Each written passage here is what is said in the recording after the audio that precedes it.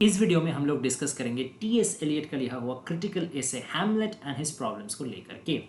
इस पूरा वीडियो में हम लोग कोशिश करेंगे कि उन्होंने क्या लिखने का कोशिश किया था और उनका जो सबसे फेमस एक क्रिटिकल थ्योरी है ऑब्जेक्टिव कोरिलेटिव, उसका भी सोर्स यहीं ऐसे है। तो ऑब्जेक्टिव कोरिलेटिव को समझेंगे, हैमलेट को लेकर के उनका क्या ओपिनियन था वो समझेंगे, और हैमलेट को वो आर्टिस्टिक फेलियर क्यों समझते हैं इसका बारे हम लोग डिटेल में आलोचना करेंगे, और मेन जो इंपॉर्टेंट की मोमेंट्स है उसको भी लेते हुए चलेंगे।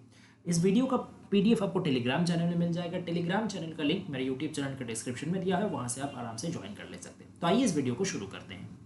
तो सबसे पहले जान लेते हैं कि 1919 में पब्लिश हुआ था उनका ये critical essay Hamlet and his problems. इसमें उन्होंने क्या फोकस किया है कि शेक्सपियर का लिखा हुआ जो ट्रेजेडी है, द बेंचमार्क ट्रेजेडी हैमलेट, उनका उन्होंने एनालिसिस किया है और ये बताया है कि आज तक जितने भी क्रिटिक्स हैमलेट का एनालिसिस किए हैं वो सभी हैमलेट को गलत तरीके से या गलत पहलू पकड़ के एनालिसिस किया है। कहने का मतलब कैरेक्टर पे वो लोग सबसे ज़्यादा फोकस किए हैं, जबकि फोकस करना चाहिए था पूरा वर्क पे। टी.एस. एलियट का मानना है, और ये उन्होंने अपना tradition and the individual talent नामक ऐसे में भी उन्होंने ये कहा है कि कोई भी क्रिएटर का, इन द सेंस कोई पोएट हो, नॉवलिस्ट हो, ड्रामा राइटर हो, कोई भी हो, उसका अगर कोई क्रिएटेड वर्क है उस पर अगर क्रिटिक मतलब एनालिसिस कर रहा है तो उसका पूरा फोकस होल वर्क में ही होना चाहिए, ना कि उस वर्क को एक पर्टिकुलर एक पहलू में, कोई एक एस्पेक्ट में, बल्कि पूरा होल एज अ वन उसको एनालिसिस करना चाहिए। तो सिमिलर तरीके से हैमलेट को भी एज अ पूरा प्ले, अब पूरा प्ले में तो सिर्फ कैरेक्टर नहीं होता ना, कैरेक्टर होता है, फिर आपका लैंग्वेज होता है, फिर सेटिंग होता है, प्लॉट होता है, कई तरीके का चीज़ें होती है जिसको एक साथ मिला करके आप पूरा प्ले को एनालिसिस कर सकते हैं। लेकिन हमेशा से क्या होते आया है कि हैमलेट का कैरेक्टर के ऊपर, ठीक है, जो मेन हीरो है हैमलेट, उसका कैरेक्टराइजेशन के ऊपर ही इतना ज़्यादा अटेंशन दिया गया है, क्रिटिक ने उसको ही लेके इतना ज़्यादा पढ़े रहे हैं कि हैमलेट एज अ प्ले इस चीज़ को ही उन्होंने इग्नोर कर दिया, और यहीं पे गलती हुआ है। अच्छा, उन्होंने ये भी बताया है एलियट ने कि कोलरिज और गेटे जैसे बहुत महान जो क्रिटिक है उन्होंने भी गलती किया है। ये वाला जो गलती है कि कैरेक्टर पे ओवर एम्फसाइज करने का, ये सेम गलती उन्होंने भी किया है, बावजूद कि उनमें लिटरल जीनियस काफ़ी ज़्यादा था। हाँ, अब वो दो ऐसा क्रिटिक का भी नाम करते हैं जिन्होंने सही डायरेक्शन में, मतलब हैमलेट को, हैमलेट एज ए प्ले, इस डायरेक्शन में एनालिसिस करने का कोशिश किया है, और एक दो इंपॉर्टेंट पहलू पे हम लोग का नज़र आकर्षित किया है, that is J.M. Robertson and stall. ये दोनों के ऊपर उन्होंने क्या बोला है, देखिए मैंने ग्रीन कलर का कुछ लाइन ग्रीन कलर कर दिया है, दैट मीन्स ये कोटेशन फ्रॉम टेक्स्ट है, ठीक है। इसको आप अपना आंसर में एज ए रेफरेंस यूज भी कर सकते हो और प्लस समझने के लिए भी याद रख सकते हो, ठीक है। तो क्या कहा गया, Hamlet is a stratification that it represents the efforts of a series of men, each making what he could out of the work of his predecessors। यानी कि हैमलेट एक बढ़ा, मतलब मेन कोई ओरिजिनल वर्क वो है नहीं, किसी एक व्यक्ति का ओरिजिनल वर्क वो है नहीं।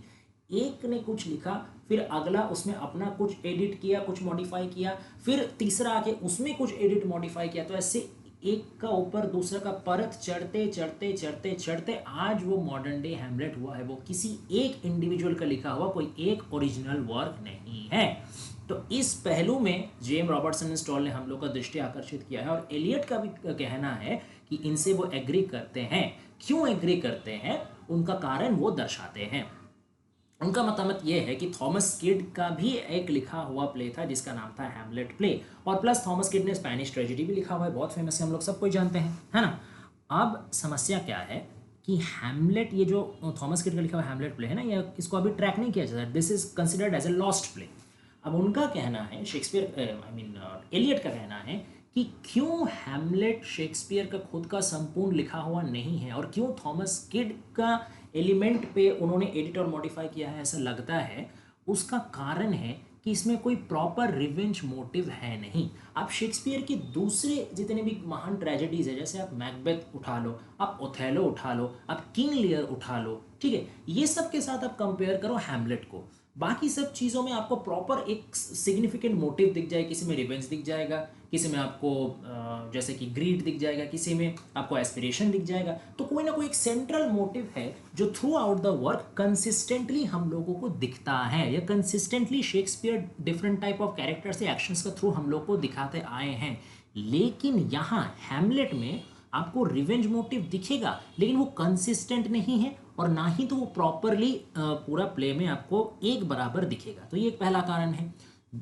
इसी वजह से जो बार बार हैमलेट हैमलेट कैरेक्टर का एक बहुत फेमस सॉलिक्यूल है कि टू बी और नॉट टू बी, यानी करूँ या ना करूँ, हो कि ना हो, ये बार बार उसका कैरेक्टर का भी ये बहुत खासियत, वो दुविधा में फंसा हुआ रहता है। उसको जो रिवेंज लेना है ना, कि अपने बाप का मृत्यु का बदला लेना है, तो वो बार बार पीछे हट जाता है। बदला लेने का मौका उसके पास आता है लेकिन वो एग्जीक्यूट नहीं कर पाता। क्यों? Because of his dubiousness. वो सोच में पड़ जाता है कि ये करना सही है कि नहीं है। तो आप ही बताइए, जो एक प्रॉपर रिवेंज मोटिव रहेगा वो क्या सोच में पड़ेगा?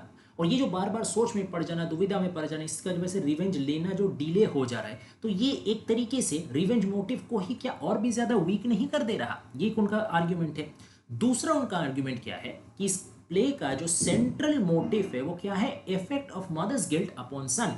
यानी जो हैमलेट की माँ थी जर्ट्रूड, तो उनका जो एक गिल्ट था, दैट इज कि हैमलेट का अंकल से उनका कुछ संपर्क था, ठीक है, तो दैट इज हर गिल्ट। और ये जो अपनी माँ का ये जो गलती है, उसका एक ट्रिमेंडस मेंटल प्रेशर पड़ता है their son, that is mean Hamlet का ऊपर। तो यही मेन सेंट्रल मोटिव होना चाहिए, effect of mother's guilt upon son. लेकिन दिक्कत यह है कि इस मोटिव को शेक्सपियर ने बढ़िया तरीके से एग्जीक्यूट वो नहीं कर पाए हैं। जिस तरीके से वो ओथेलो प्ले में ओथेलो का जेलसी को एग्जीक्यूट कर पाए हैं, जिस तरीके से वो मैकबेथ प्ले में मैकबेथ का जो हाई एम्बिशन है और लेडी मैकबेथ का भी जो हाई एम्बिशन है, उसका जो साइड इफेक्ट्स है वो एग्जीक्यूट कर पाए हैं, वहीं सेम एक्सपर्टीज और स्किल के साथ उन्होंने लेकिन हैमलेट का ये जो मदर्स गिल्ट का इफेक्ट है वो एग्जीक्यूट नहीं कर पाए हैं। और उसका एक बड़ा कारण और क्या है? The intractable material of the old play, यानी जो ओल्ड मैटर से शेक्सपियर ने मॉडिफाई और उसको एडिट किया था, तो वो इंट्रैक्टेबल है। इंट्रैक्टेबल यानी इतना ज़्यादा लंबा या इतना ज़्यादा चीज़ का एक साथ जमा हो रहा है ना, जिसको प्रॉपरली हैंडल या प्रॉपरली मैनेज नहीं किया जा सकता। और because of its length and its disorderly nature, Shakespeare was not able to execute that proper motive, है ना। इसी वजह से इसको आर्टिस्टिक फेलियर कहा जाता है, ठीक है। क्योंकि एक नंबर, अच्छा, इसका कुछ कुछ उदाहरण भी यहाँ पर्टिकुलरली एलियट ने दिया है कि जैसे बहुत सबसे तो पहला बात है कि शेक्सपियर का सारा ट्रेजेडी में से सबसे बड़ा ट्रेजेडी, और कहा जाए तो सबसे लंबा प्ले भी हैमलेट ही है। बाकी कोई ट्रेजेडी इतना लंबा नहीं है जितना लंबा ये है। तो ये एक उनका मतलब शक या एक तरीके से एक क्रिटिसिज्म का दायरे में ला रहे हैं कि मैकबेथ, किंग लियर जैसे famous and excellent type of tragedy इतना छोटा में वो अपना आर्टिस्टिक सक्सेस दिखा दिए। तो हैमलेट का केस में इतना लंबा, इतना टाने का दरकार क्यों पड़ गया? अच्छा, इतना लंबा टाने की वजह से कुछ कुछ आपका सुपरफ्लुअस चीज़ मिल जाएगा। सुपरफ्लुअस इन द सेंस जो एक्स्ट्रा है, जिसका नेसेसिटी नहीं है, और कुछ इनकन्सिस्टेंसी भी आपको देखने को मिल जाएगा। दैट मीन्स कि एक बराबर आपको इफेक्ट नहीं मिलेगा, कहीं पे आपको ज़्यादा इफेक्ट मिलेगा, कहीं पे आपको कम इम्पैक्ट मिलेगा। तो ये इनकन्सिस्टेंट रहेगा, एक बराबर दर्शक को प्रभावित नहीं करेगा। जैसे कि उन्होंने एग्जाम्पल भी दिया है, जैसे पोलोनियस और लेयर्टस का कुछ जो सीन्स है, फिर पोलोनियस और रेनाल्डो को कुछ जो कन्वर्सेशन है, ये सब सुपरफ्लुअस और इनकन्सिस्टेंट में पड़ते हैं। फिर वो मेट्रिकल डिवाइस के ऊपर भी हम लोग का नज़र आकर्षित करते हैं कि शेक्सपियर का हैमलेट का जो मेट्रिकल कॉम्पोजिशन है ना, यानी जो वर्सिफिकेशन है, जो लाइन जिस तरीके का लैंग्वेज यूज़ कर रहा है, जिस तरीके का राइम रिदम जो यूज़ कर रहा है, जिस तरीके का वर्ड पोइट्री वो यूज़ कर रहे हैं, वो भी कंसिस्टेंट नहीं है। कभी कभी उसमें काफ़ी इमेच्योर और पोइट्रिकली काफ़ी इन्फीरियर लाइन आपको देखने को मिल जाएगा। उसी का बगल में काफ़ी ज़्यादा मैच्योर, काफ़ी ज़्यादा पॉइज्ड लाइन आपको देखने को मिल जाएगा। तो ये कैसे हो सकता है कि शेक्सपियर अगर शुरू से आखिर तक बढ़िया से लिखे हैं, तो एक बार वो फालतू लाइन लिखेंगे और एक बार वो बढ़िया लाइन लिखेंगे? इज इट पॉसिबल और is it expected of a great dramatist like him? ये मतलब एलियट का क्वेश्चन था, ठीक है। अब जो उससे भी बड़ा बात है कि objectification of motive not realized, यानी कि जो मोटिव या जो सेंट्रल आइडिया आप बैक ऑफ द माइंड ले करके ट्रेजेडी को लिख रहे हो, यहाँ पे वो सेंट्रल मोटिव क्या है कि mother's, effect of mother's guilt upon son, तो उसको आप बढ़िया से ऑब्जेक्टिफाई नहीं कर पा रहे हो। ऑब्जेक्टिफाई करना का मतलब होता है कि आप कोई ऑब्जेक्ट का थ्रू, कोई कैरेक्टर का थ्रू या कोई इंसिडेंट का थ्रू उस इमोशन को दिखाओ, उस इमोशन को एक्सप्रेस करो, ताकि जो रीडर है या जो दर्शक है वो अपने सामने वो घटना को या उस चरित्र को या कोई एक स्पेसिफिक एक्शन को देख करके समझ में अच्छा ये इमोशन झलक रहा है। उसको कहा जाता है ऑब्जेक्टिफाई करना। लेकिन हैमलेट प्ले में वो ऑब्जेक्टिफाई सही से शेक्सपियर नहीं कर पाए हैं। पूरा का पूरा ड्रामा में आपको समझ में आएगा, आप पढ़ोगे या आप देखोगे तो आपको समझ में आएगा, हाँ मदर का गिल्ट का इफेक्ट है सन में, लेकिन किस तरीके से है एप्रोप्रिएट, या कोई पर्टिकुलर एक कैरेक्टर, कोई पर्टिकुलर एक एक्शन, कोई पर्टिकुलर एक इंसिडेंट ऐसा आप नहीं दिखा सकोगे कि जिसमें ये आपको एकदम 100% गारंटीड पता चलेगा।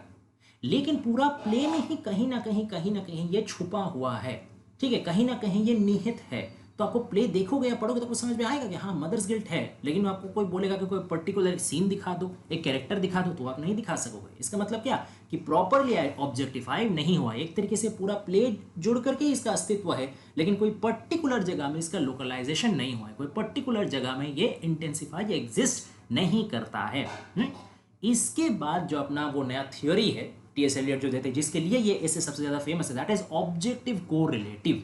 ये क्या है, उसको एलियट अपना जो डेफिनेशन दिए थे उसको मैं एकदम हूबहू दे दिया हूँ यहाँ ग्रीन कलर में। एक बार मैं पढ़ के आपको आसान भाषा में मतलब बता देता हूँ, फिर आगे का आलोचना करूंगा।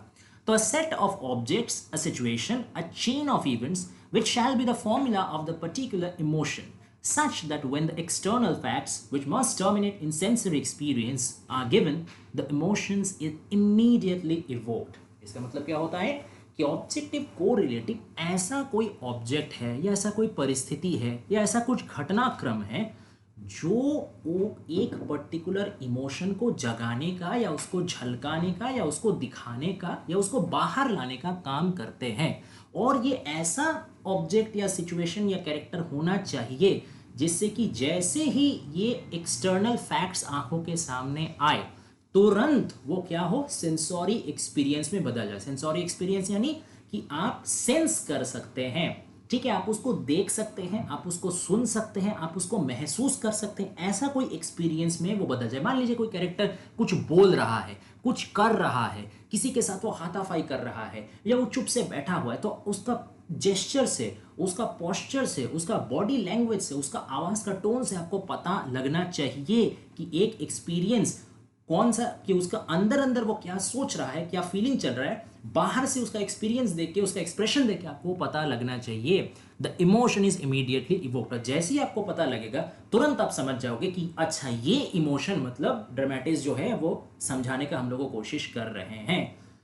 तो इस हिसाब से क्या होना चाहिए था, अगर ये ऑब्जेक्टिव कोरिलेटिव का थ्योरी माना जाए तो पूरा हैमलेट प्ले में ऐसा एक या मोर देन वन कैरेक्टर रहना चाहिए था, या सिचुएशन रहना चाहिए था, या फिर कोई घटनाक्रम रहना चाहिए था जो देख करके या जो पढ़ करके रीडर को तुरंत समझ में आ जाए, अच्छा उसका बॉडी लैंग्वेज से या उसका कुछ एक्शन से, कि ये मदर गिल्ट जो है उसी का कारण ये एक्शन झलक रहा है, या जो सफरिंग है, जो भी साइड इफेक्ट्स है, ये उस मदर गिल्ट का ही साइड इफेक्ट्स है। ऐसा कुछ होना चाहिए था।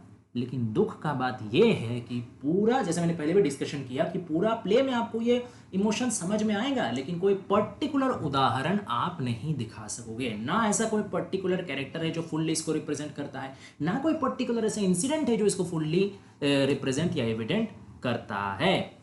अब इसको और बेहतर से समझाने के लिए उन्होंने मैकबेथ का एग्जाम्पल दिया है। जैसे मैकबेथ में एक जो सबसे फेमस सीन है कि लेडी मैकबेथ का स्लीप वॉकिंग का, कि मतलब नींद के बीच में वो चलती है, तो उसमें अगर आप उसको पढ़िएगा या उसको देखिएगा तो आपको समझ में आएगा कि लेडी मैकबेथ का जो फेशियल एक्सप्रेशन है या उनका जो एक पोस्चर है, ठीक है, चलते वक्त, फिर कुछ उस सीन को डिस्क्राइब करने के टाइम कुछ खास इमेज का यूज़ किए हैं शेक्सपियर, कुछ सिंबॉलिक लैंग्वेज का यूज़ किए हैं।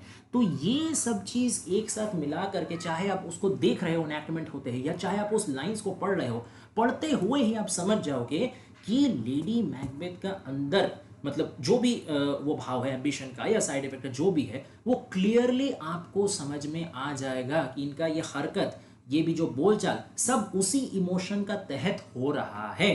ठीक है, इससे क्या होता है कि लेडी मैकबेथ का बारे जो भी चीज़ मैकबेथ को, मतलब हम लोग का मैकबेथ प्ले के अंदर मैकबेथ कैरेक्टर को जो पता चल रहा है, जो दर्शक है उनको भी वहीं इक्वल अमाउंट में पता चलना चाहिए। यही प्रमाण है कि आप ऑब्जेक्टिव कोरिलेटिव को कितना बढ़िया तरीके से यूज़ किए हो। अब मैकबेथ में ये तो पता चलता है, मैकबेथ कोई भी पढ़ेगा या मैकबेथ कोई भी देखेगा तो वो सीन पढ़ते ही या उसको देखते ही उसको समझ में आ जाएगा कि यही इमोशन की वजह से हो रहा है। लेकिन हैमलेट में वो नहीं समझ सकेगा।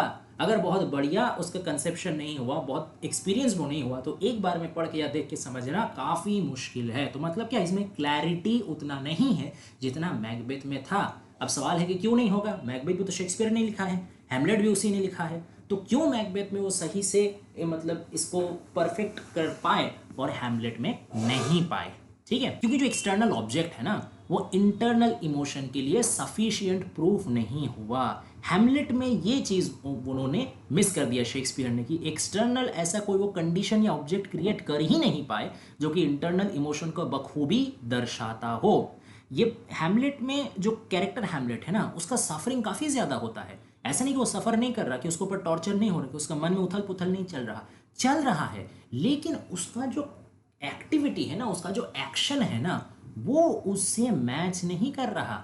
जितना उसका मन का अंदर चल रहा है, या शेक्सपियर जो उसका मन का अंदर इतना कॉन्फ्लिक्ट दिखाना चाह रहे हैं, उसका जो बाह्यिक कार्यकलाप है ना, उसका जो आउटर एक्शन है, वो काफ़ी कम रह रहा है। मतलब यही रियल लाइफ में, ये तो चलिए मान लीजिए कि एक इमेजिन कैरेक्टर है, इमेजिन ड्रामा है। रियल लाइफ में अगर सच में हैमलेट का जैसा हैमलेट का मन के अंदर जो चल रहा है, वो अगर सच में हम लोगों में से किसी के मन के अंदर अगर चलता, तो हम लोग रियल लाइफ में बहुत ज़्यादा रिएक्ट करते, या एक्शन या हम लोग का बिहेवियर बहुत ज़्यादा अलग होता, रादर दैन जैसे हैमलेट प्ले में हैमलेट का दर्शाया गया है। तो यहाँ रियलिटी के साथ जो ड्रामा है वो मैच नहीं कर रहा। इसका मतलब क्या है, जो ऑब्जेक्टिव कोरिलेटिव है वो यूज़ यहाँ पे नहीं हुआ है, उसका फंक्शन यहाँ पे सटीक तरीके से नहीं किया गया है। That is where the failure lies. ठीक है, अब इसमें ये भी एक चीज़ समझने का है, ये लेकिन शेक्सपियर का अपना ड्रामेटिक जीनियस का कमी होना नहीं, ये जो वो ऑब्जेक्टिव कोरिलेटिव नहीं लगा पाए, इसका ये अर्थ निकलता है कि उन्होंने मटेरियल ही ऐसा चूज़ किया, उन्होंने कैरेक्टर ही ऐसा चूज़ किया कि ये कैरेक्टर और ये मटेरियल लेके शेक्सपियर की दुनिया का कोई भी वो इमोशन को बाहर कर ही नहीं सकता। इसके लिए वो एनालॉजी, एलियट एक एनालॉजी यूज़ किया है कि पेंटर जैसे आप अगर कोई कितने भी बड़ा पेंटर क्यों ना हो, उसको अगर आप सटीक कलर ना दो, सटीक कैनवस ना दो, सटीक ब्रश ना दो, तो क्या वो बढ़िया पेंटिंग बना सकेगा? नहीं बना सकेगा। लेकिन क्योंकि वो बढ़िया पेंटिंग नहीं बना सका, इसका क्या ये अर्थ निकलता है कि उसमें पेंटिंग का स्किल नहीं है? बिल्कुल भी नहीं। तो सिमिलर तरीके से हैमलेट ये नहीं दर्शाता कि Shakespeare is an unskillful dramatist, obviously not. वो ये दर्शाता है कि उन्होंने एक ऐसा इमोशन को पोर्ट्रे करना चुना, ऐसा उल्टा सीधा कैरेक्टर, ऐसा उल्टा सीधा प्लॉट के साथ, जो दोनों कभी मैच हो ही नहीं सकते। तो ये चीज़ हम लोग को दिमाग में रखना ज़रूरी है। ठीक है, तो यही मेनली पूरा इसे के थ्रू बताने की कोशिश किया गया। आशा करते हैं आपको एक्सप्लेनेशन समझ में आया होगा। अगर पसंद आए तो प्लीज़ वीडियो को लाइक कर दीजिए, चैनल को सब्सक्राइब और नोटिफिकेशन बेल टर्न ऑन कर दीजिए, ताकि नेक्स्ट वीडियो जल्दी से जल्दी आप तक सबसे पहले पहुंचे। और अगर ऐसा ही कोई पोइट्री, ड्रामा, नॉवल या कोई भी विषय में आपको हेल्प चाहिए कोई पर्टिकुलर टेक्स्ट में, तो प्लीज़ कमेंट डाउन कीजिए, उसमें हम लोग जल्दी से जल्दी वीडियो बना के अपलोड करेंगे। Thanks for watching guys, please stay tuned.